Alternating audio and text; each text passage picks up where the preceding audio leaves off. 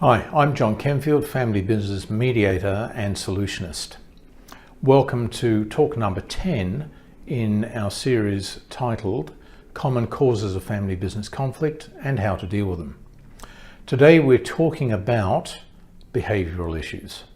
In particular, we're talking about behaviours that are outside and sometimes well outside the reasonable bell curve of normal acceptable behaviours. In many family businesses, we have found, particularly when there are really strong charismatic and entrepreneurial leaders, we've often found that one of the consequences of the family is damaged individuals within the family. People who have either been unintentionally crushed by the sheer force of their parents' personality, or people who for other reasons have got very low emotional resilience and exhibit difficult and very awkward behaviours. Nothing to do necessarily with their intelligence, but this may tie in with things like a completely overinflated sense of expectation. It may be as a consequence of having too many things made too easy during the growing up years, and therefore a very skewed idea of the contributions required to earn a buck and to actually earn their place and to earn other people's respect.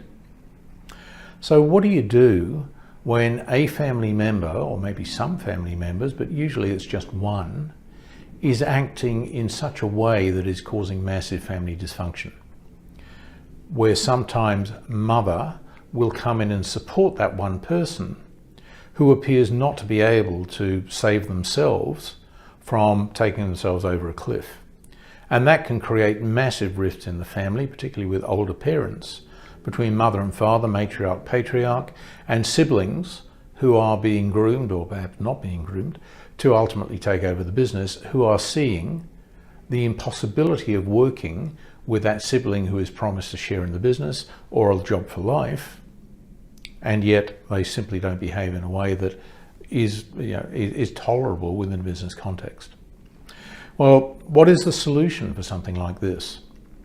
I found that what I will do initially is attempt to mediate, but if the behaviours are so extreme that one or more participants simply aren't capable of rational, constructive engagement, or if they are, it then dissolves as soon as they leave the room and fail to follow through with any agreement that's been reached, then I will call in colleagues who are normally qualified psychs, operating as coaches rather than as psychs, because psychs tend to work in a lengthy, therapeutic, individual time frame, which in my experience doesn't work brilliantly within a family business context, which needs to work within a short business time frame.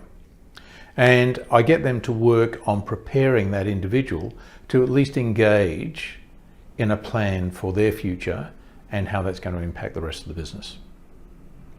If you found this useful, please like, please share, and please come back for our next talk. Thank you.